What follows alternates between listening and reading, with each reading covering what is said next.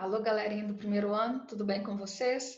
Hoje nós vamos fazer a nossa nona aula, começando lá no capítulo 7, na página 56 do livro-texto de vocês, tá? É uma parte que eu gosto muito, que é a parte que vai falar para nós sobre camadas da Terra. Vocês vão ver que é bem interessante esse assunto, tá certo? Então, tá? Então, a nossa primeira parte da aula 9. O capítulo 7, então, ele vai falar aí dos fundamentos da geologia, né? Eu sempre brinco com vocês que eu não sou geóloga, né? Eu sou professora de geografia, né? Eu tenho uma visão geral do todo. O geólogo, ele vai ser aquele que vai estudar especificamente aí a camada superficial da Terra, que é a crosta, tá?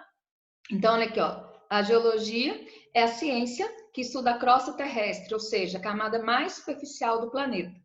Ela se subdivide em 3 ramos de estudo. A geologia morfológica ou geomorfologia, que estuda a dinâmica física da Terra, né? Por exemplo, as transformações causadas pelos agentes formadores e modeladores do relevo, que a gente fala que são os agentes internos e externos. A geologia histórica ou paleontologia, que estuda a história do planeta através, por exemplo, dos fósseis presentes nas rochas. E a geologia que mais dá dinheiro, que é a geologia econômica, que estuda a concentração e a distribuição dos recursos minerais, ou seja, né, dos minérios, em uma determinada região, a formação do solo, os mananciais de água, tá? Tem um pedacinho aqui que eu gostaria que vocês lessem, que fala o seguinte, olha só. A geologia moderna não trata só rocha, solo, terremoto, dinossauro. A pesquisa de petróleo, carvão e água, prospecção e exploração de jazidas minerais, a escolha de lugares para a fundação de uma barragem hidrelétrica, autoestrada, ponte, aeroportos, outros trabalhos de engenharia civil. A melhoria da proteção do solo, dos riscos urbanos, né, como enchente, deslizamento de terra, destino do lixo, cuja solução depende aí de dados fornecidos pela geologia, né? Por isso que geologia hoje é uma profissão em alta, não é? Dentro da geologia, o tempo geológico ele é muito importante, né? O que é o tempo geológico? É o tempo do planeta Terra, tá? Então, aqui no nosso livro-texto, fala assim, a Terra tem aproximadamente 4,6 bilhões de anos. Se a gente fosse comparar o tempo geológico com um ano, só para a gente ter uma noção, eu coloquei aqui, ó, vocês podem até escrever aí na apostila de vocês, né? Então, comparando o tempo geológico com um ano. O Big Bang, que tem 14 bilhões de anos aproximadamente, aconteceu no dia 1º de janeiro. A Terra, que tem 4,6 bilhões de anos, então 10 bilhões de anos depois do Big Bang, teria começado a existir do jeito que a gente conhece no dia 9 de setembro. E o homem, né, a versão mais próxima do ser humano atual, que seria o Homo sapiens, que tem aproximadamente 300 mil anos, ele teria aparecido na superfície da Terra no dia 31 de dezembro, após as 22 horas. Ou seja, né, como eu costumo brincar com os meus alunos, o homem ele é apenas uma areinha na história do planeta.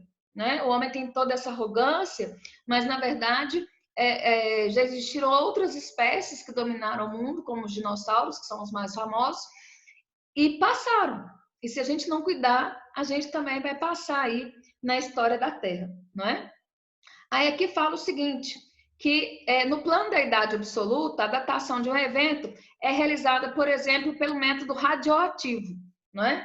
O mais comum aí, para eventos mais recentes, é o uso aí dos isótopos, né, de curta duração, que são os de carbono 14. Então, aqui, né, a datação de um fóssil, por exemplo, tá? Esse aqui é muito antigo, 351 milhões de anos.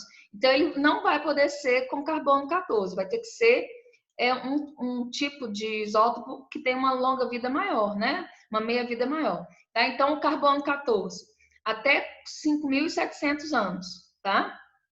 Para fósseis com datação mais antiga, tá? Nós temos que usar outros. Aqui dá o exemplo, por exemplo, do urânio 238 e do potássio e do rúbio. Né? O urânio, por exemplo, ele tem a meia-vida até de 4,5 bilhões de anos. Por que a gente pode afirmar que a Terra tem aproximadamente 6 bilhões de anos? Porque tem rochas que foram analisadas e a idade dela, baseada nesse urânio 238, tem 4,5 bilhões de anos, tá? Só para vocês terem uma ideia de como essa datação é feita. Mas isso é muito química, não é? Então a gente não precisa se preocupar muito aí com isso não, tá? Aqui tá de baixo para cima, né? Do que tem menor, que seria o carbono aqui, subindo aqui em bilhões de anos, né? Então os principais seriam esses aqui, os que vão até mais antigos, tá? A datação desses eventos geológicos, associada à possibilidade de interpretar no contexto que se apresentam, possibilitou a reconstrução de uma parte da história geológica da Terra, né? Ou seja, a gente pôde formar um cronograma de tudo que aconteceu no planeta nesses 4,6 bilhões de anos, tá? E para isso, a gente tem uma divisão de tempos, né? Que divide aí a Terra em eras, períodos, épocas, idades, né? Para nós, na geografia, o mais importante são as eras, não é? Então, aqui, ó, nós temos uma tabela chamada tabela de eras geológicas, tá? Eu gostaria que você anotasse aqui para mim que ela tem que ser lida de baixo, né, para cima. Então, a era mais antiga é aqui, ó, mais de 4 milhões de anos, que é o período pré-cambriano. Eu quero que vocês escrevam aqui para mim. Era pré-cambriana. A era proterozoica, junto com a arqueana, dá origem à era pré-cambriana, tá? Aí depois, a era paleozoica, foi mais ou menos 4 bilhões de anos só nessa era.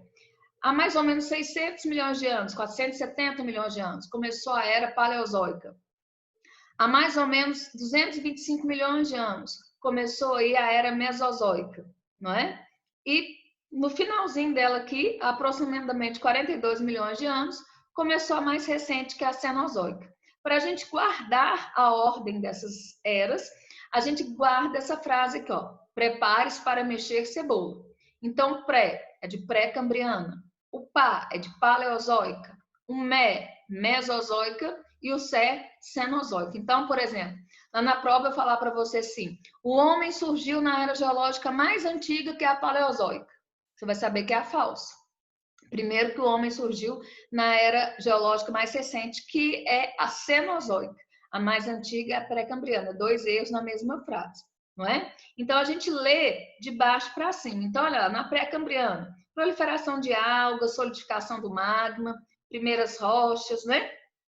Depois aqui, ó, primeiros germes, moluscos, proliferação, vai acontecendo um tanto de coisa. O que eu preciso que vocês guardem é a era mesozoica, que ela que é a mais cobrada. A era mesozoica é a era dos dinossauros, né? Os dinossauros, eles surgem no período Triássico, então aqui, ó, aparecimento dos grandes dinossauros e primeiros mamíferos, né?